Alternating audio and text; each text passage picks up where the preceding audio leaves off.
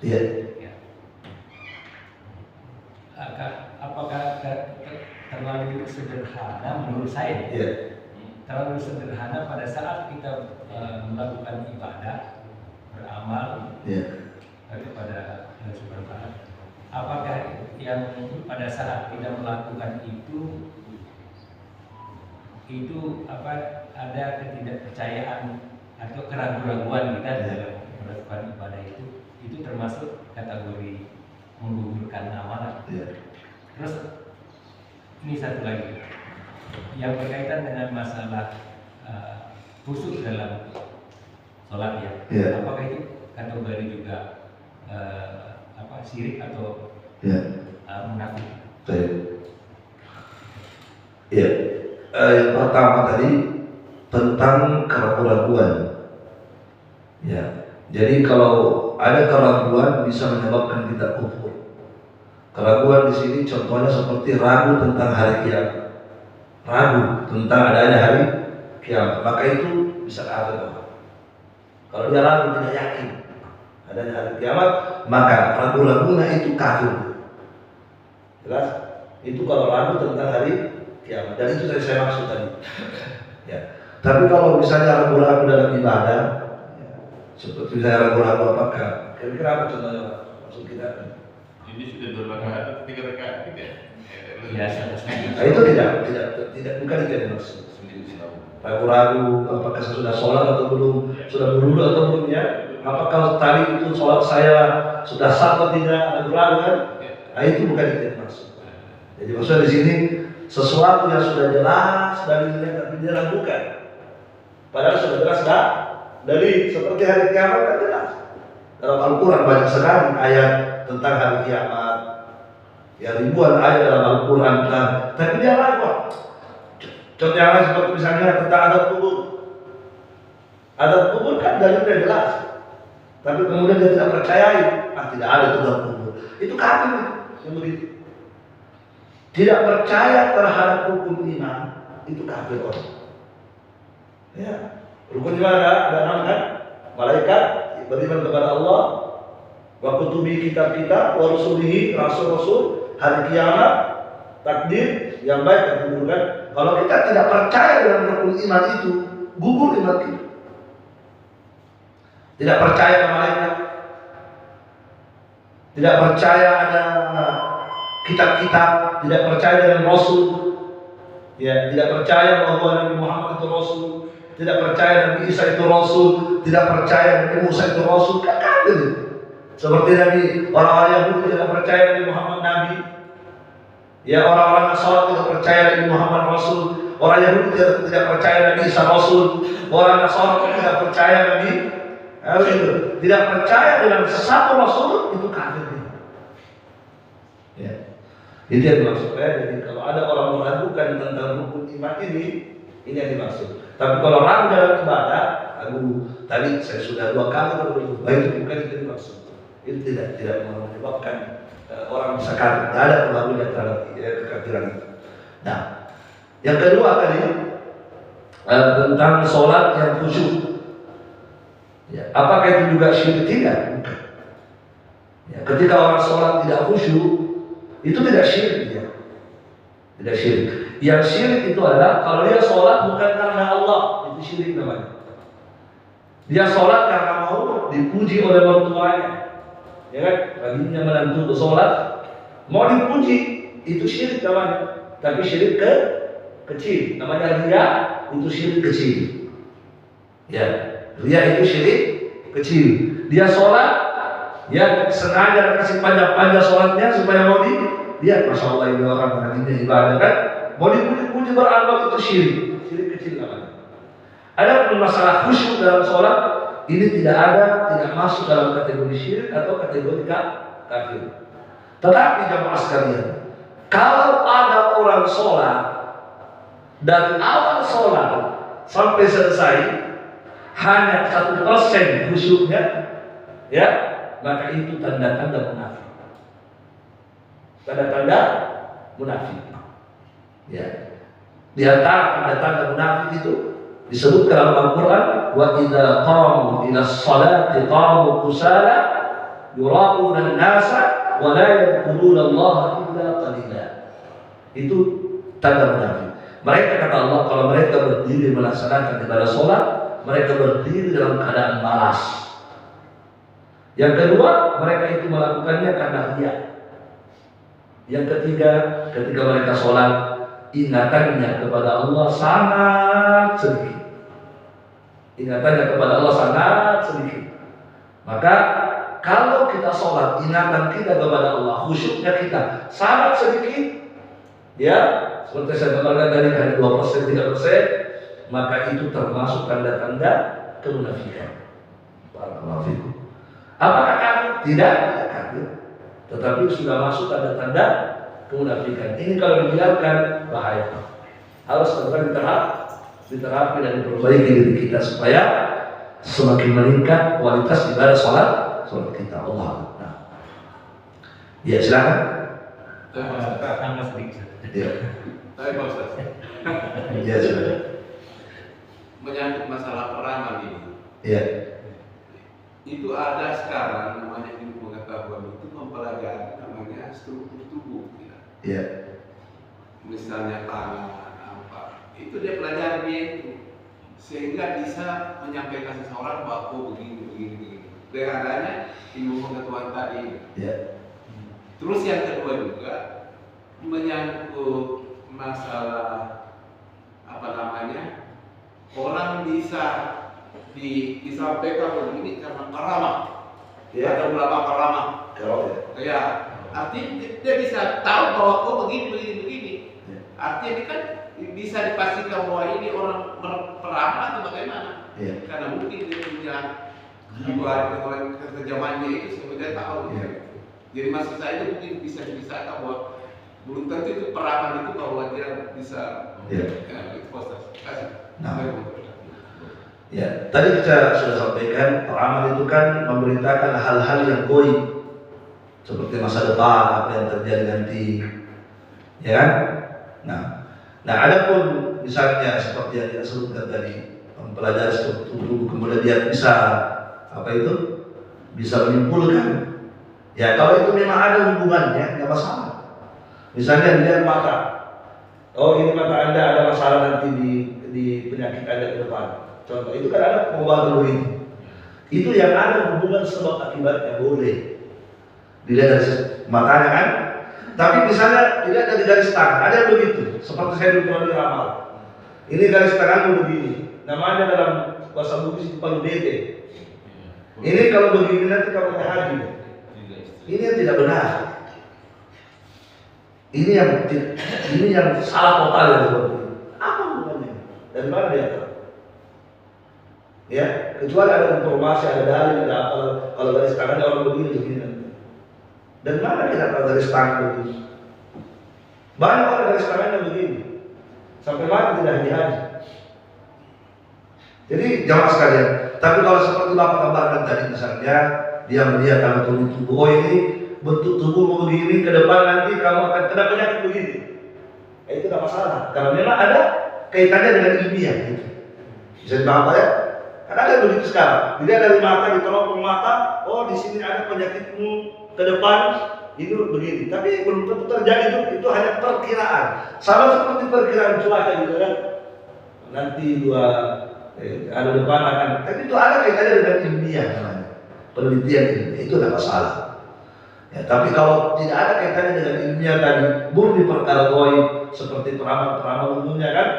Seperti yang saya sebutkan tadi, cancer zodiaknya, Taurus apa, itu kan tidak ada hubungannya dengan ilmiah. Dan ilmiah sama sekali. Baik. Kemudian karomah, yang betul karomah ada. Karomah itu bagian dari iman kita. Mengimani adanya karomah. Cuma karomah itu terjadi bukan dipelajari, bukan selalu terus menerus itu karomah. Misalnya asal mau terjadi. Karomah itu pertolongan khusus Allah pada seorang hamba di saat dia butuh, itu ditolong oleh Allah.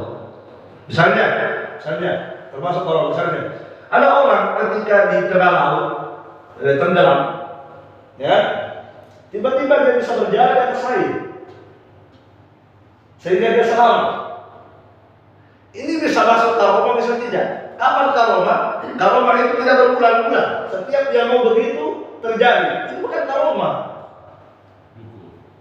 Ya, itu bisa sihir atau yang lain. Karomah itu adalah pertolongan khusus kepada seorang hamba yang soleh atau yang hamba yang bertakwa kepada Allah di saat dia butuhkan pertolongan itu dari Allah. Tapi itu tidak bisa berulang-ulang. Asal dia mau, dia bisa dipelajari, ada ilmunya, ada prakteknya, ada hari-harinya. Itu tidak benar, itu bisa masuk sihir. Ya, misalnya ada orang karomah, ketika dia di jalan, ya, ketika dia kecelakaan kan, ya, tiba-tiba dia motornya tiba-tiba terbang misalnya. Padahal tidak biasanya motor terbang, tiba-tiba dia motornya terbang supaya selamat. Ini karomah untuk dia. Tapi kalau dia setiap ada kecelakaan dia terbang motor, itu kan tolong. Ini ada campur tangan apa? Bisa campur tangan jin. Karena ada ritualnya. Jadi karomah itu benar adanya, tapi ingat karomah itu tidak dipelajari. Tidak ada ilmu khusus mempelajarinya. Kenapa? Karena itu murni pertolongan Allah Subhanahu wa taala kepada hamba yang soleh. Nah, kalau saya terjadi tadi misalnya, ada orang, ada hamba, misalnya kan contoh, ada hamba mau sapa ya, mau sapa. Tiba-tiba dia tidak jadi pergi misalnya. Kenapa? Karena ternyata Allah perlihatkan misalnya bahwa di tengah jalan akan terjadi begini. Ini bisa jadi karomah, bisa bukan. Kapan dia karomah? Ketika terjadi saat itu dan bukan selalu begitu. Asal mau pergi pasti apa? Akan begini nanti. Itu bukan karomah kan? Setiap saat dia tahu apa yang terjadi ke depan, itu bukan karomah. Tapi kalau hanya terjadi saat itu, tiba-tiba saat hari itu tidak jadi berangkat karena Allah memberikan izin kepadanya atau firasat kepadanya, ternyata terbukti firasatnya, itu bisa jadi karomah itu. Tapi ingat sekali lagi, namanya karomah tidak selalu berulang, ya, dan tidak dipelajari, tidak ada ilmu khususnya. Bisa kita membayar, bisa kita tidak begitu karomah ya.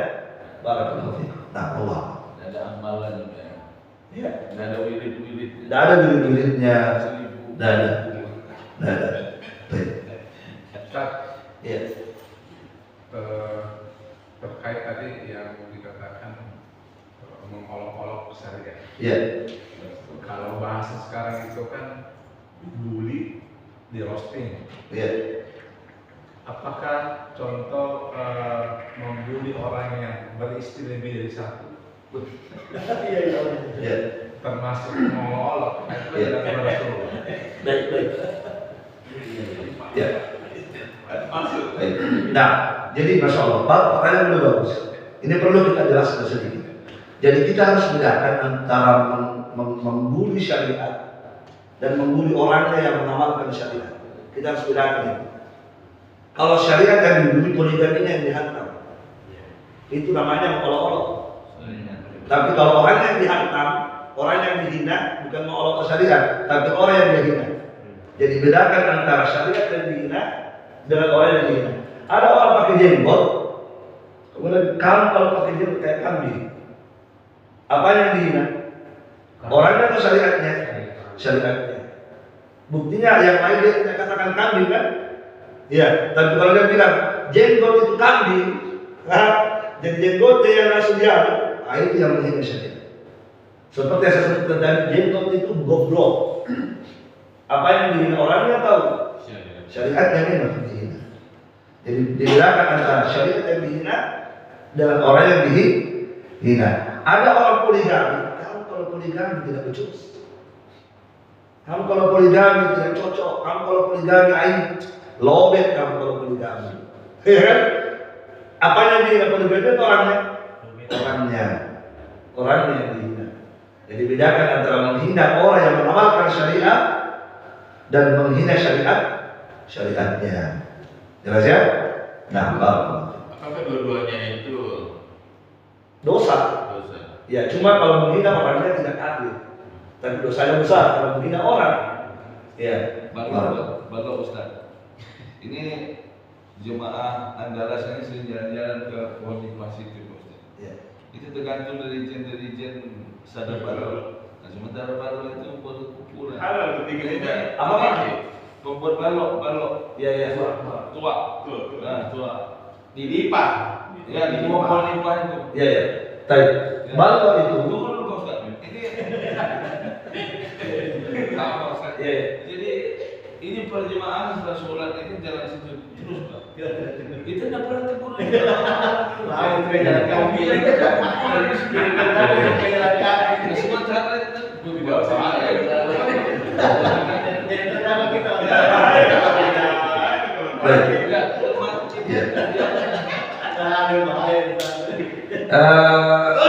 Orang yang memproduksi balok tua itu tidak selamanya haram.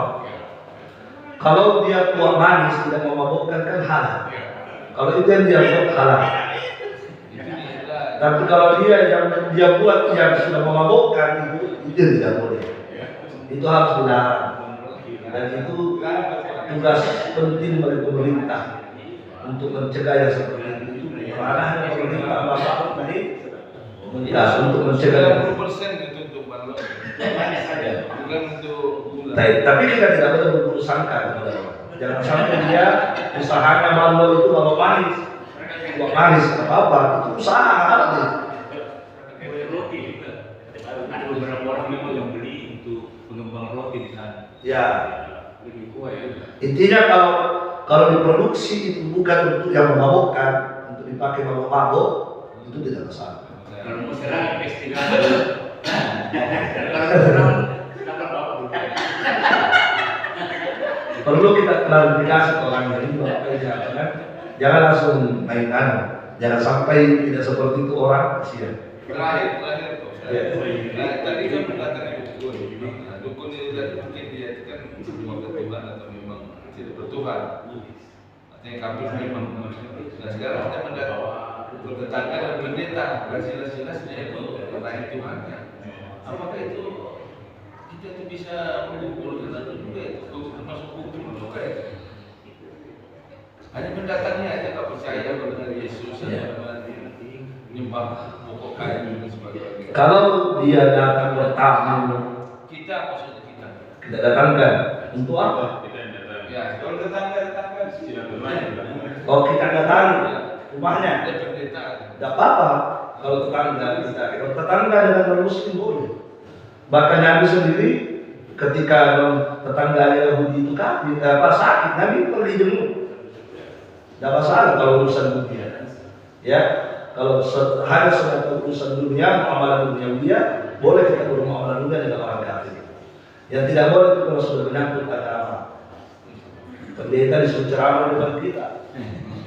Bapak manusia. Ya. Atau misalnya seperti kasus ini yang baru-baru terjadi, misalnya orang Kristen disuruh bacakan kitab Taurat kepada kita, itu tidak layak. Orang Kristen disuruh apa? Disuruh bacakan kitab Taurat kepada kita. Kita dengar. Baru kita tidak ingkari. Itu tidak boleh, itu tidak benar. Pendeta ini jadi dukun sekarang Pak. Ya. Datang membaca orang Islam. Nah, dia cukup percaya macam-macam baca ini sembuh. Wah, itu tidak benar. Tapi sembuh Pak. Itu bukan dari pembenaran. Itu dari pembenaran. Kalau selama pengobatannya tidak syar'i itu tidak benar. Kalau sembuh. Ya, karena kadang-kadang ada pengobatan sembuh tapi lewat perantara jin. Dan itu terjadi di masa sahabat. Ada yang begitu. Bukankah yang menyembuhkan itu Allah Pak? Iya, betul Allah yang menyembuhkan. Betul Allah yang menyembuhkan. Tetapi ya ada sebab-sebab yang syar'i, ada yang tidak syar'i. Ya, tetap Allah sembuhkan. Tapi Anda harus memenuhi yang syar'i. Ya, ada sebab yang syar'i dan yang tidak. Nah, jadi ada istri sahabat itu namanya Zainab. Itu sering datang ke orang Yahudi minta diobati. Setiap diobati katanya enak dia langsung sembuh. Maka dimarahi sama suaminya. Sahabat Abdullah bin Mas'ud kata sesungguhnya kamu itu pertama sakit itu, dia penyakit mata, ada sakit pada mata dia rasa. Setiap dia datang ke Yahudi itu hilang penyakit mata itu. Maka kata Abdullah bin Mas'ud, sesungguhnya innama kanat tuqdar. Sesungguhnya mata itu sakit karena ditekan oleh jin. Ada jin yang berbuat begitu. Setiap kamu datang ke Yahudi itu, jin itu menarik tangannya. Jin itu apa? Menarik tangannya sehingga kamu merasakan sembuh dan enak. Kenapa? Karena yang berdiri pakai jin juga. Jadi ada namanya pengobatan jin dengan pakai jin. Jin diobati pakai jin juga. Kalau yang mengobati jinnya lebih ampuh, lebih sakti, maka jin yang ada bersarang keluar dia. Tapi bukan sembuh selamanya, akan terjadi masalah berikutnya. Jelas ya? Jadi pengobatan itu harus syar'i. Tidak boleh kita salah-salah Allah. Cukup kayaknya. Subhanakallah wa bihamdik, asyhadu an la ilaha illa anta, astaghfiruka wa atubu ilaik. Assalamualaikum warahmatullahi wabarakatuh. Waalaikumsalam.